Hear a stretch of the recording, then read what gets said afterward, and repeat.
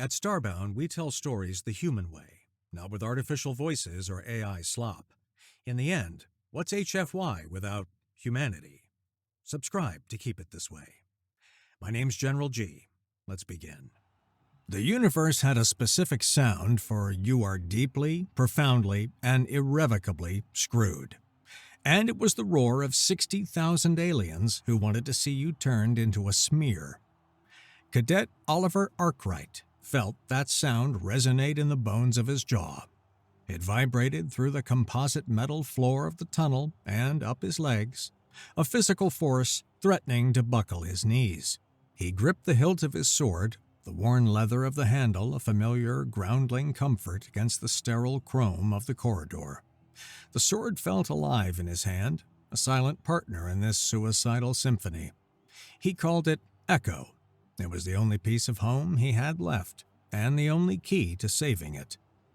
Home was a rock, a specific rock, third from a middling yellow star, whose people had only just learned to whisper beyond worlds when the galaxy at large was already shouting. And on that rock, deep beneath the Welsh mountains where his ancestors had once pulled coal and iron from the earth, the Arkwright Forge had burned for 10 generations. They were not smiths of plowshares or horseshoes. They were artists of resonance, students of a physics so old and intuitive it had been dismissed as myth. They didn't just shape metal, they taught it to sing. They folded layers of hyper-tempered steel and exotic alloys sourced from meteor fragments, hammering them into alignment, not on a molecular level, but on a vibrational one. Each blade had a unique frequency, a song that was its soul. Echo was the masterpiece, the culmination of centuries of knowledge, a blade that didn't cut by shearing bonds but by persuading them to fall apart. And Orion Core Acquisitions, a subsidiary of the galaxy's largest arms manufacturer, wanted it. Not just the sword, but the forge itself. The land, the secrets, the legacy. They had found an ancient forgotten corporate charter from humanity's first colonial expansion, a legal document no one had remembered to nullify that gave them mineral rights to the entire mountain range. Ethel didn't want minerals. They wanted a monopoly on the future of warfare, and the Arkwright Forge represented a paradigm they couldn't control, replicate, or purchase. So they chose to bury it under the weight of their legal machine. The seizure was imminent. The only loophole, the only obscure clause in a galactic law that could override a corporate claim of that magnitude, was the champion's prerogative, an archaic right granted to the winner of the galactic gauntlet, a right to make a single binding legal decree. "Just remember the plan," a voice crackled in his earpiece, a low gravelly timbre that could strip paint. "The prize money is useless if Orion Core Acquisitions finalizes the seizure. Only the champion's prerogative can nullify the contract. Let him get arrogant."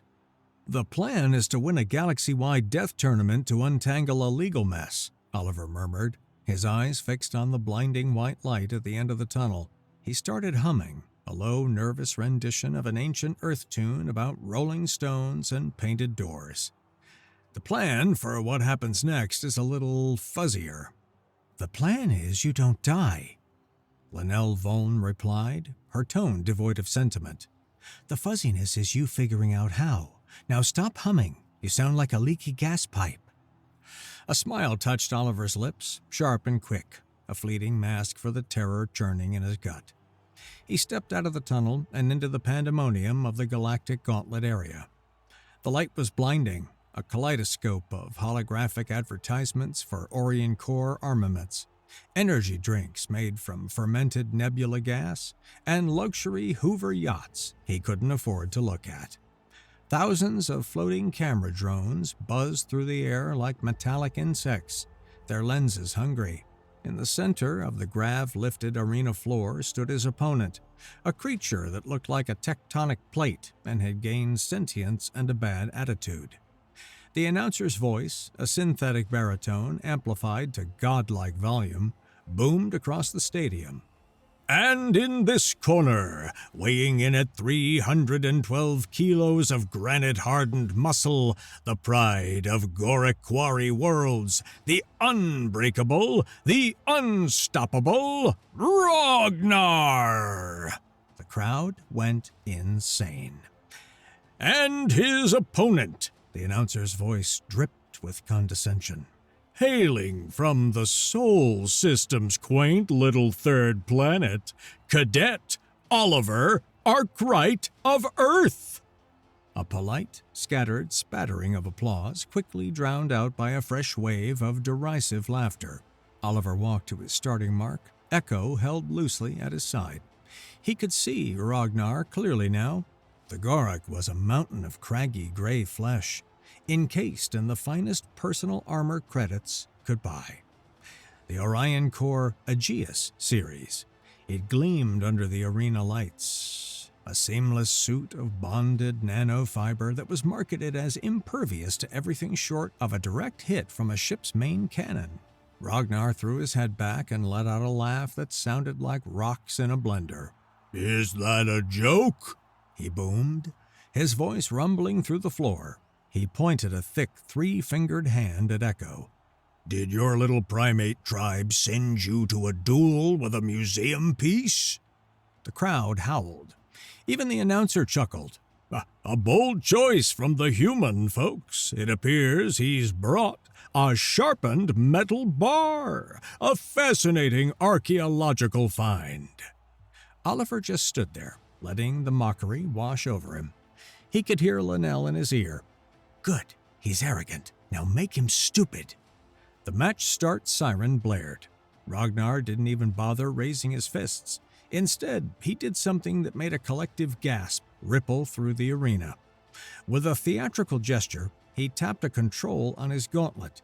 The faint, wavering haze of his personal energy shield vanished. Then he spread his massive arms wide, exposing the polished, flawless expanse of his chest plate.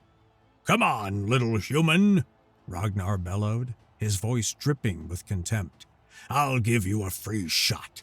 Let's see your grandfather's letter opener scratch my paint. Show the galaxy what Terran technology can do." Oliver took a slow, deliberate breath.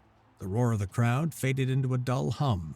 The buzzing drones, the flashing ads, the sheer, overwhelming alienness of it all melted away.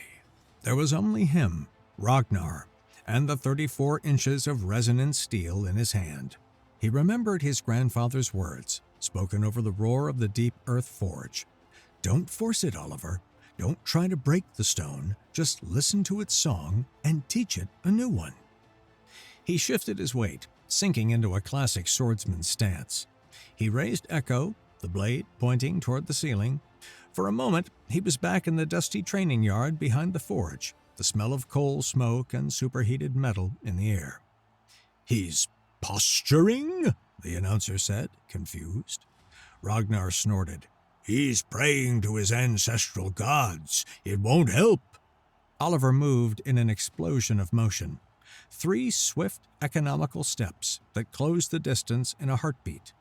He didn't aim for a joint or a weak point. He aimed for the dead center of Ragnar's chest, the most heavily armored part of his body. He brought the sword down in a single fluid, unstoppable arc. A Zornhau, the wrathful cut, perfected over 1,000 years of human conflict. The expected clang of metal on the impenetrable armor never came.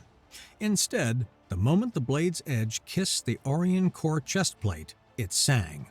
A high, pure, resonant note that cut through the arena's din like a sliver of glass. The shriek of molecular bonds failing. A spider web of incandescent hairline fractures erupted from the point of contact, glowing like circuitry. It looked like a sheet of ice struck by a tuning fork that vibrated at the frequency of doom. The pristine armor offered no resistance. It simply disintegrated. An explosive cloud of nanofiber dust and shattered micro-ceramic lattice burst outward from Ragnar's chest. The air smelled sharply of ozone and superheated metal.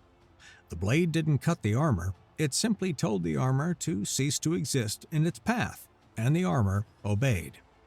For a nanosecond, there was a void in the shape of a sword's edge. Then the blade's unstoppable momentum carried it through. The blade, now unimpeded, plunged through the exposed flesh and bone beneath. Ragnar's right arm, its armored connection point obliterated, was thrown from his body by the sheer concussive force, landing with a wet, heavy thud several feet away. The superheated dust from the disintegrated armor pattered onto the arena floor like metallic rain. Silence. A profound, galaxy-wide, what-the-hell-just-happened silence.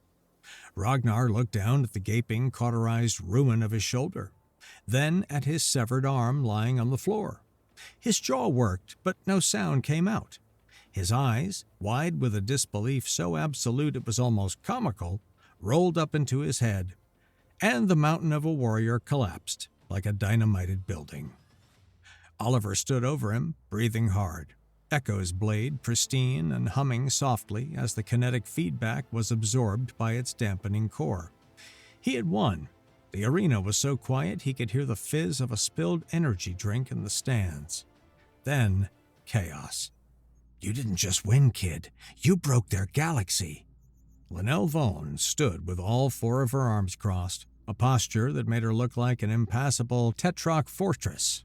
She watched Oliver pace the small, sterile backstage room, still buzzing with a cocktail of adrenaline and disbelief. He'd barely had time to process the win before a swarm of gauntlet officials had hustled him off the arena floor, their faces a mixture of awe and panic. "I was just trying to get to the next round," Oliver said, running a hand through his sweat-drenched hair. He couldn't stop looking at Echo, which he had carefully placed on a nearby table. It looked so unassuming, so simple. One step closer to the prerogative. "You took a step all right," Lanelle said, her voice grim. "Straight onto the balance sheet of Orion Core armaments. You think this was about a trophy? The Gauntlet is a showroom. They just watched their flagship product, the armor that protects half the admirals in the Concordant fleet, get turned into dust by a backworld sword." Before Oliver could respond, the air in the center of the room wavered, distorting the view behind it like heat haze. A holographic projector whirred to life, coalescing into the image of a tall, slender being. He was a Carinian, with skin the color of polished bone and eyes like chips of obsidian. He wore a suit so perfectly tailored it seemed grown rather than woven. A polite, predatory smile played on his thin lips. "Cadet Arkwright," the hologram said, his voice as smooth and cool as silk.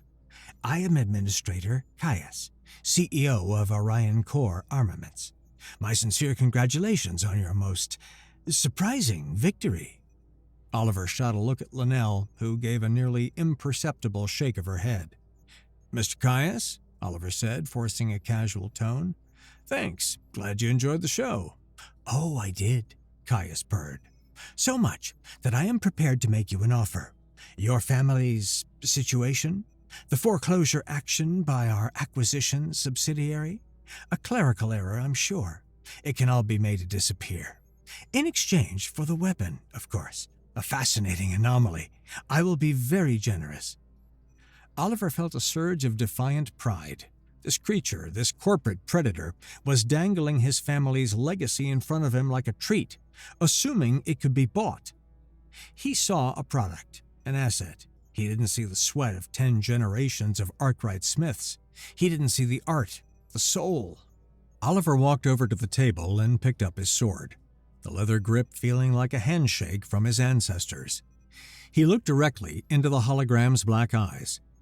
"Mr. Caius," he said, his voice ringing with newfound confidence, "I see you have an emotional attachment to my family's property. My answer is no. The sword isn't for sale."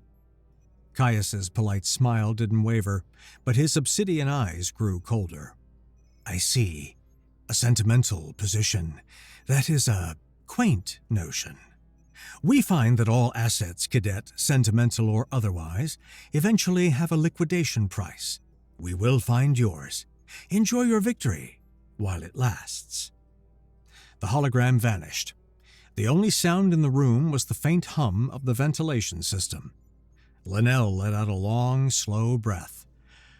"Well," she said, uncrossing her arms, "the good news is we know exactly who we're fighting now."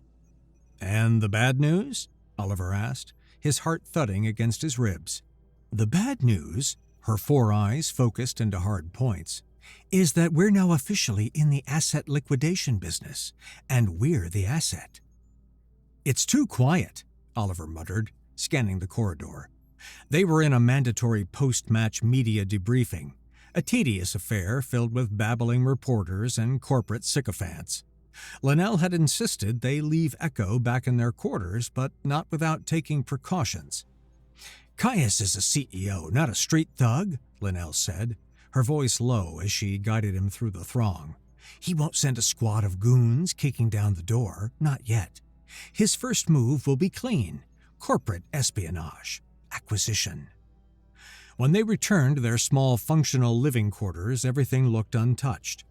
The beds were made, the sparse furniture was in place. Echo lay on the workbench where Oliver had left it, looking inert and ancient. "See? All good," Oliver said with a relieved sigh. "Is it?" Lanelle said, her voice sharp. She pointed to the floor by the workbench. "New decorations." Oliver looked closer.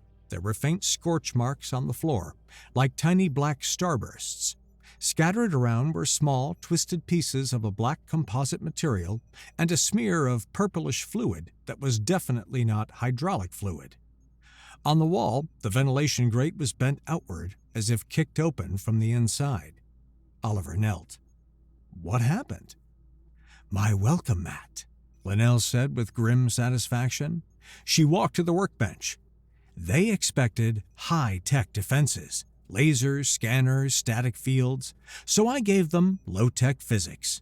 She tapped the heavy metal bench. "Underneath is a gravitic anchor plate, keyed to a pressure plate right here." She indicated the scorched patch of floor. "But it's not a wide-field anchor. It's focused, and it doesn't care about organic matter. It only cares about ferrous metal." Oliver's eyes widened. "Weapons. Armor." "Exactly. Our cloaked thief steps on the plate to grab the sword," Lanelle explained, miming the action. "The anchor activates. It doesn't pin him. It pins his gear, his rifle, his sidearm, the magnetic clasps on his armor, the vibro knife in his boot. Everything metal gets slammed to the floor with about 50 Gs of force, with him still attached to it." The scene played out in Oliver's mind. The thief, suddenly and violently pinned by his own equipment, helpless. "So, how did he get away?" "He paid the price," Lanelle said, nudging a scorched piece of armor plating with her boot. "Standard Orion core infiltration suit. They have emergency explosive bolts to jettison the armor plating in case of structural failure, or, apparently, when you get nailed to the floor by a grumpy Tetrarch's junkyard trap." He blew his gear off, probably broke a few ribs from the recoil, and crawled out through the vent like the worm he is. She picked up a single discarded item the thief had left behind in his panicked flight. A cracked cloaking field generator. He got away, but he left a piece of himself behind, a message from Caius. The subtle approach has failed. Oliver looked from the mess on the floor to the sword, then to his mentor. "So, what's the non-subtle route look like?" A smile touched Lanelle's lips, one that promised violence. "Probably a lot like the service corridors on Deck Gamma 9. Stick close, the fun's just starting." The service corridors of a galactic hub station were a universe away from the polished chrome and holographic glitz of the public areas. Here, the future was grimy, jury-rigged, and smelled faintly of leaking coolants and recycled water. Exposed power conduits snaked along the walls, spitting angry blue sparks. Steam hissed from leaky pipes, casting the narrow passageway in a perpetual shifting fog. It was the perfect place for an ambush. "Heads up," Lanelle grunted, her 2 right arms already reaching for the pulse pistols holstered at her hips. They appeared from the shadows ahead and behind, 6 of them. They wore black form-fitting tactical gear, their faces hidden behind reflective visors. They moved with a fluid, predatory grace that screamed professional. Orion Corps' asset retrieval specialists. "Caius sends his regards," the leader said, his voice a synthesized rap. "The asset, the blade and its wielder, are to be acquired. We've been authorized to be persuasive."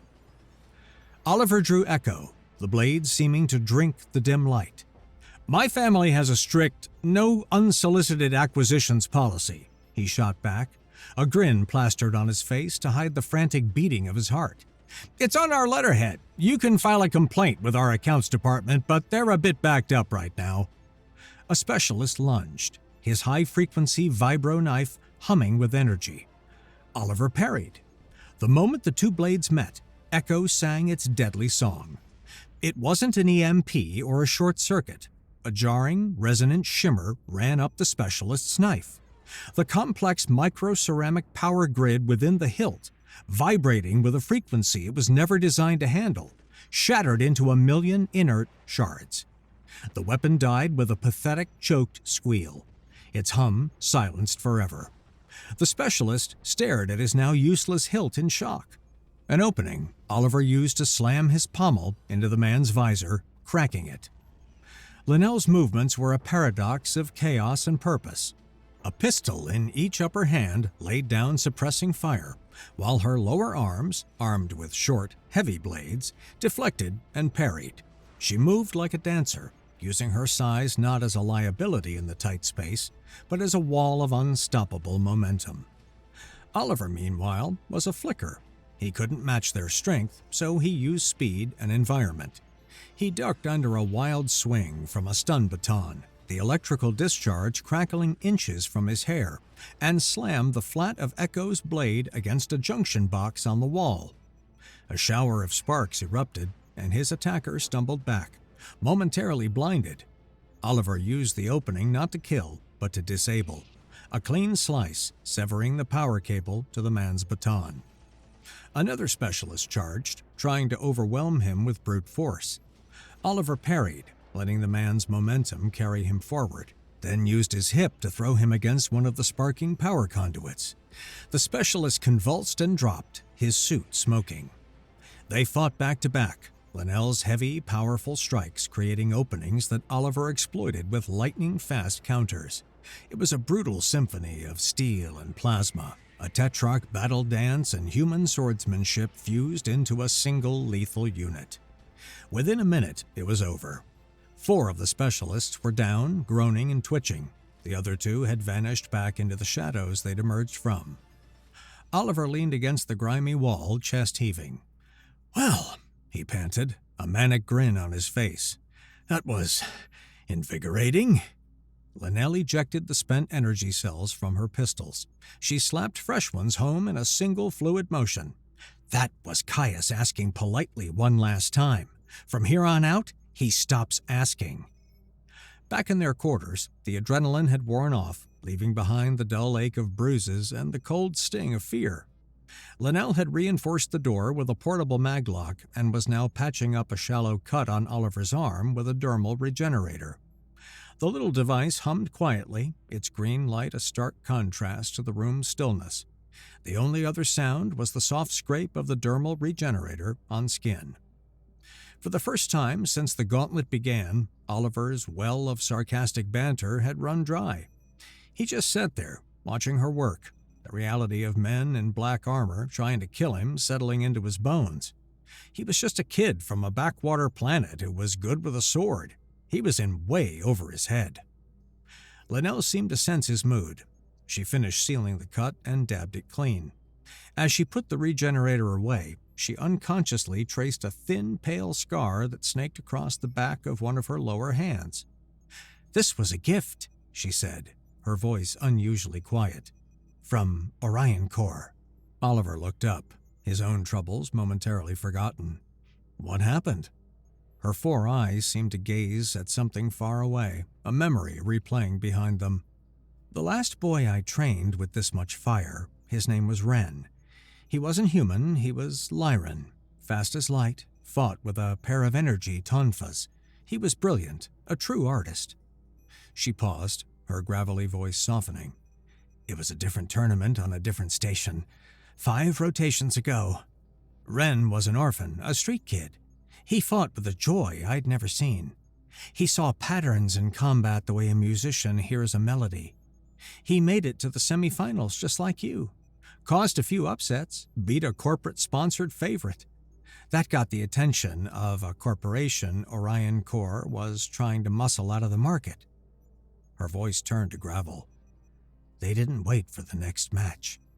They called it a training accident, a cycle later. That his own tonfas overloaded in his quarters. A lie. I got there too late. I saw the scorch marks on the wall. The blast pattern wasn't from a contained overload. It was from external weapons. An Orion Corps pacification squad.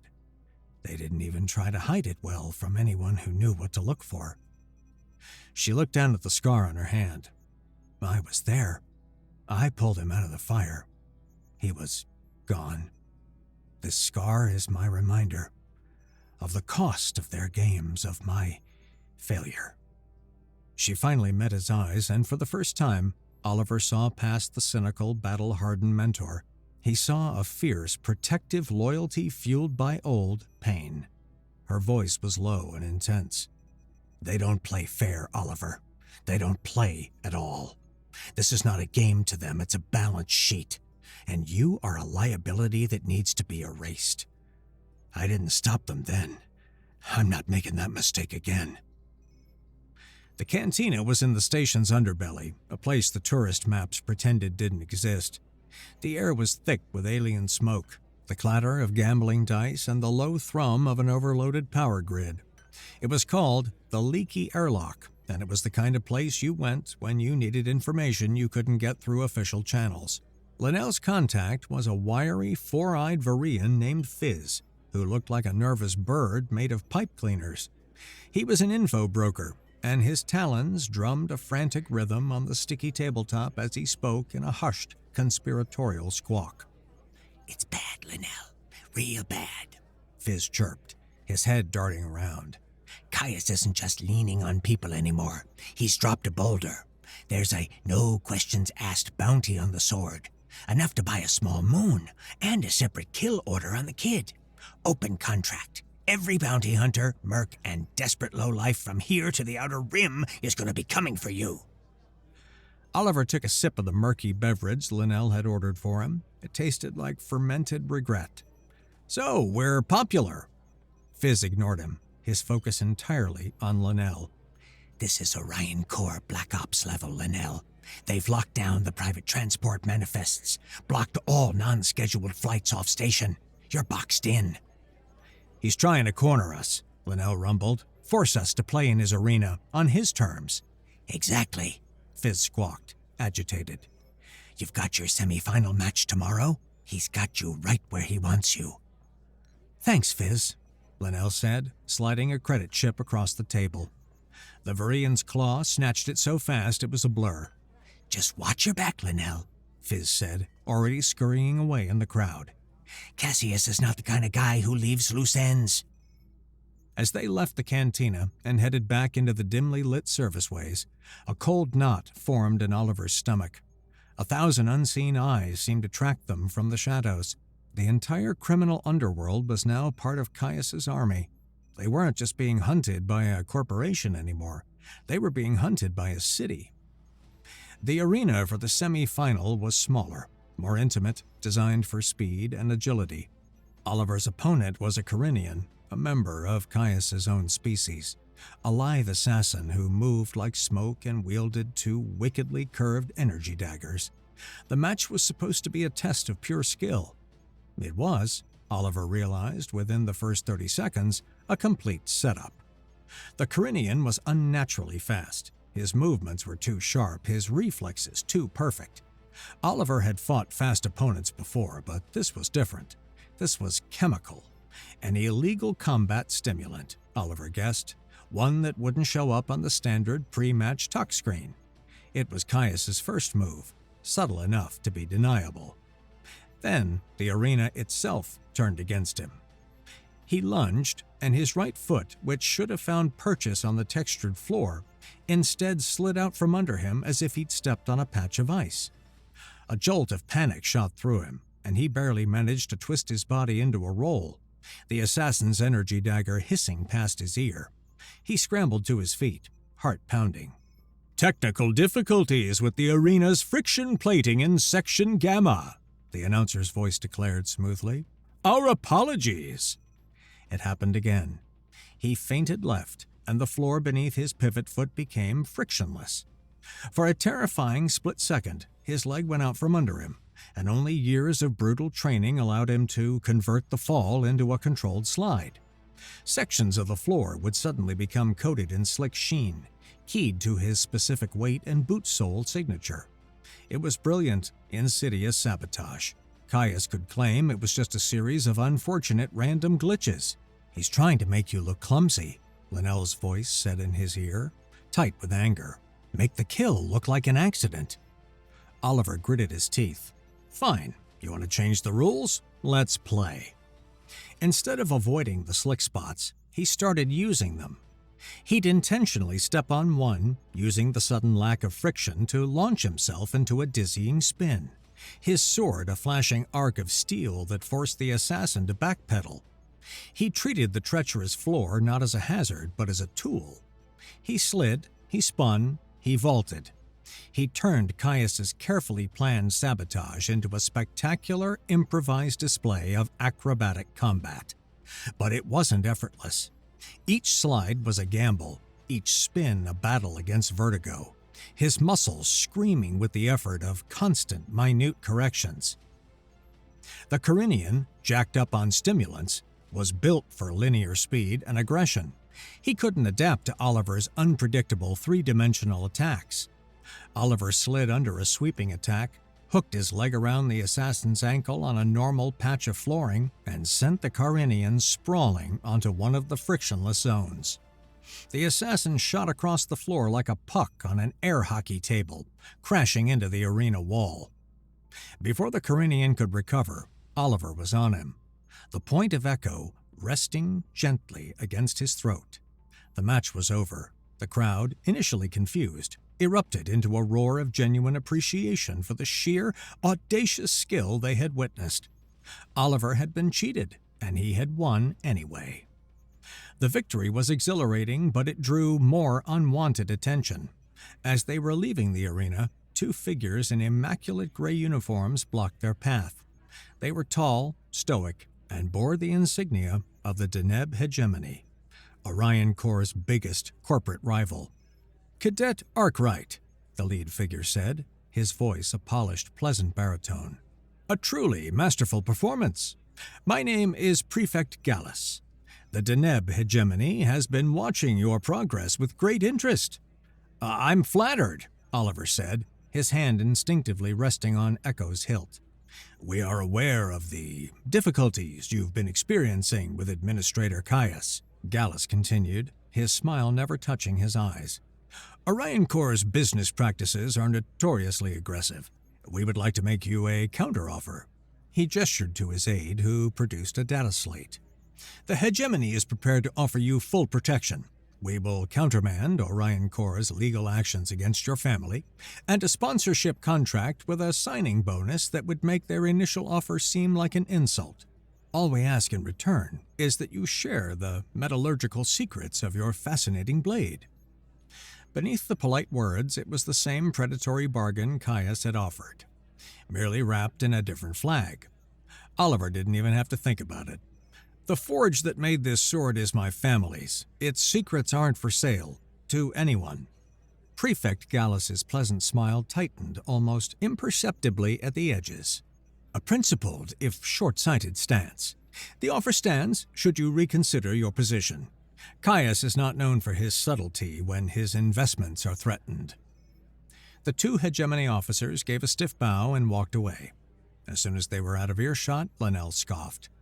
"Vultures." "What do you mean?" Oliver asked. "Don't mistake their politeness for a lack of interest," she said, her eyes tracking the retreating figures. "They're not your friends. They'll just wait for Caius to bloody his hands trying to take the sword from you by force. Then they'll swoop in to rescue you, pick up the pieces, and take what they want. Either way, they get the blade, and you're just a footnote. Oliver felt a new kind of dread. He was a piece of meat caught between two starving wolves. Caius's subtlety had officially run out of patience. The next attack came without warning. Oliver and Lanelle were cutting through a packed transit hub when the station's alert klaxons began to shriek. The civilian traffic, hoverbikes, transport skiffs, and public transit pods panicked, creating instant chaos. Through the maelstrom they came, 4 of them, on sleek black enforcement-grade hover skiffs. They weren't asset retrieval specialists anymore. These were Caius's elite guard, cyborgs. Their bodies were a horrific fusion of polished chrome and vat-grown muscle, their eyes glowing with malevolent red light. They were armed with military-grade repeating laser cannons. The pretense of a deniable operation vanished. This was a declaration of war. "Grab a skiff!" Lanelle yelled over the roar of the engines and weapons fire. She hot-wired a 2-seater cargo skiff in seconds, shoving Oliver into the passenger seat as laser blasts stitched a pattern across the deck plating where they'd just been standing. The energy screamed as Lanelle slammed the throttle, lurching them into the crowd transit lanes. A high-speed chase through the metallic canyons of a space station was a new kind of terror. They weaved through panicked civilian traffic, the cyborgs in hot pursuit, their laser fire relentless. A blast clipped the tail of a luxury hovercar, sending it spinning into a support pillar with a sickening crunch. "Their targeting computers are slave to our heat signature," Lanelle shouted, banking hard around a massive holographic billboard. "They'll anticipate our every move." Oliver's mind raced. Computers. They relied on predictive algorithms. They couldn't account for pure, unadulterated human insanity.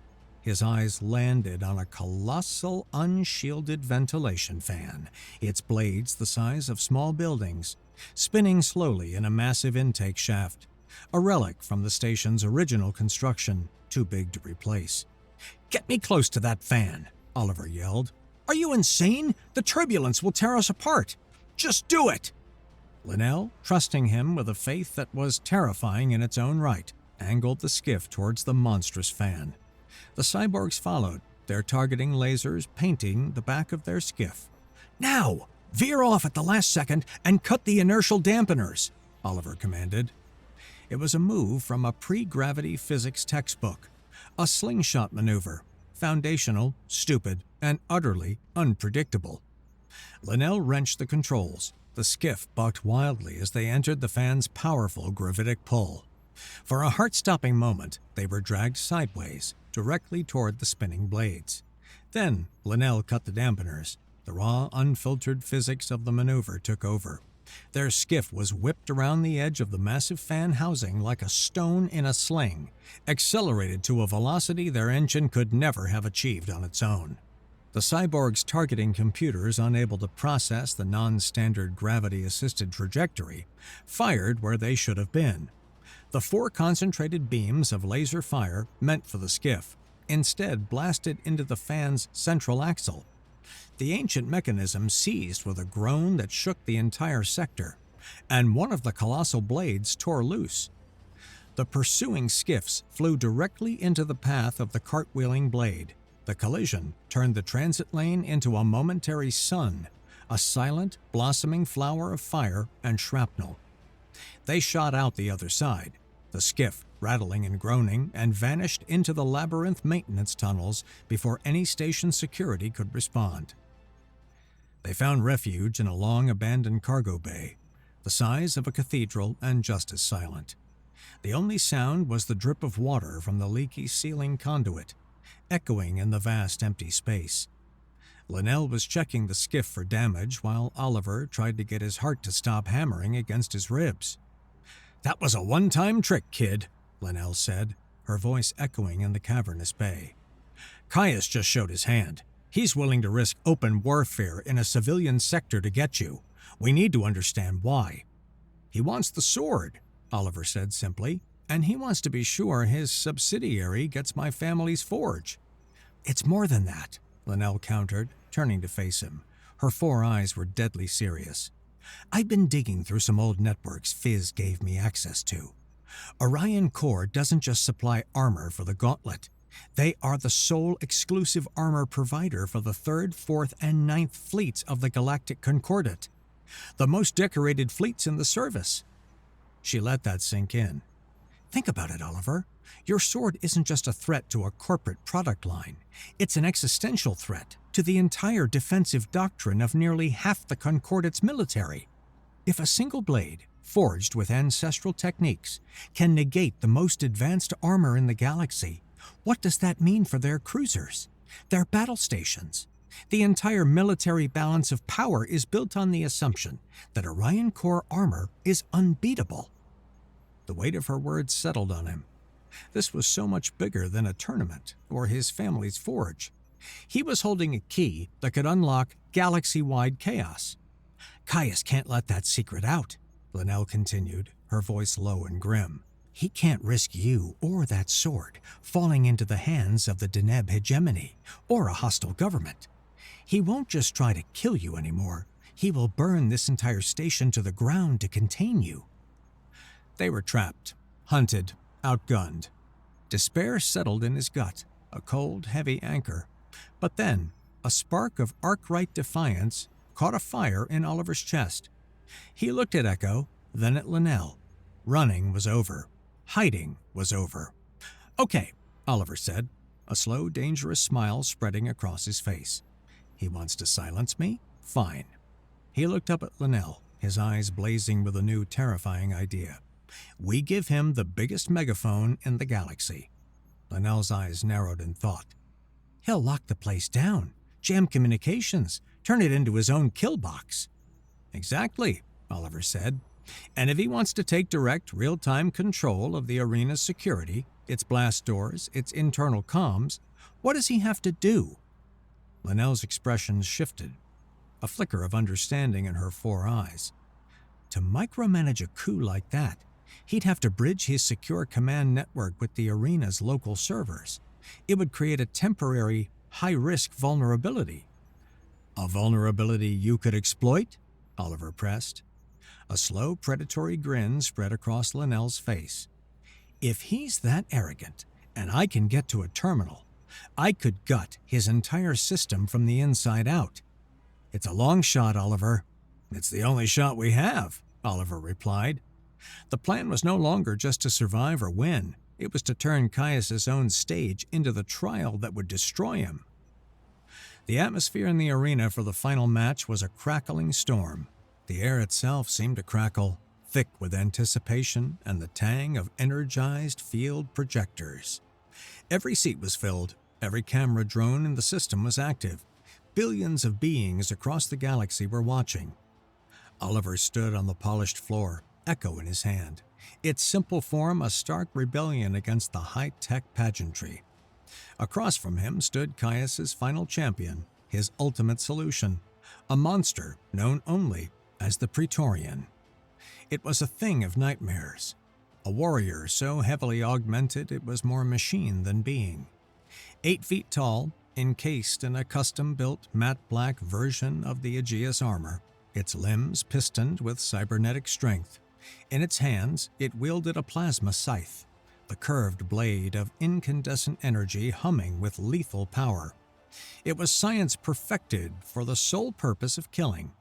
This was the final brutal argument for technological superiority. The starting siren shrieked.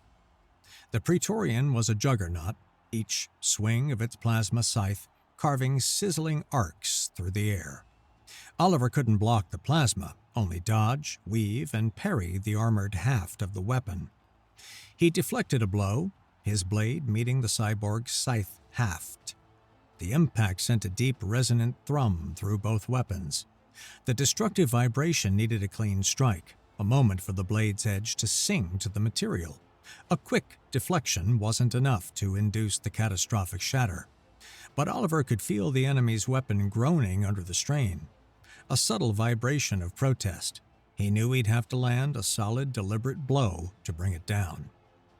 He fought with desperate, brilliant ingenuity. He scored a hit, a shallow slice across a hydraulic cable in the Praetorian's knee joint. The cyborg staggered.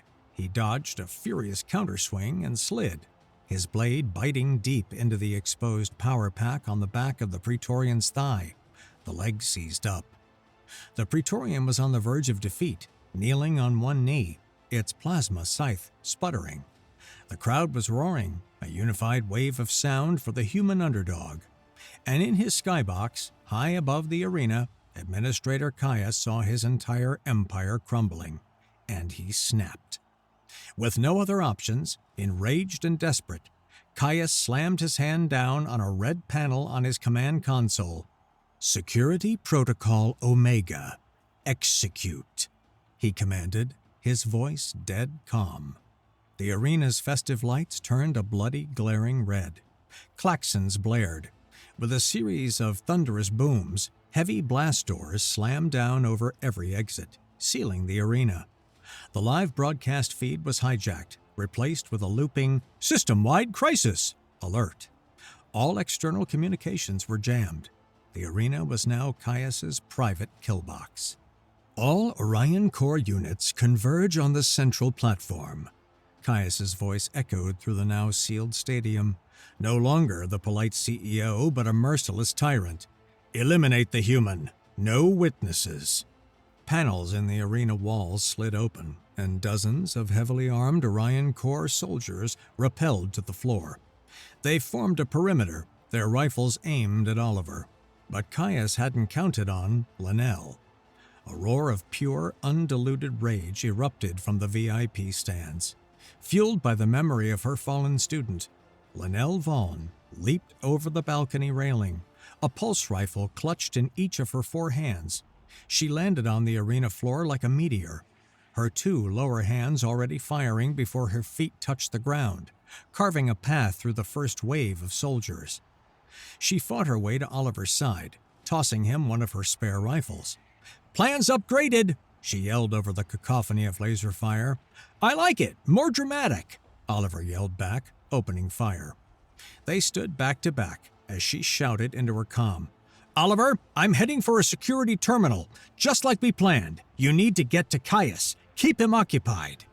She broke off, fighting her way toward a console near the arena wall, leaving Oliver and a few brave arena guards to hold the line.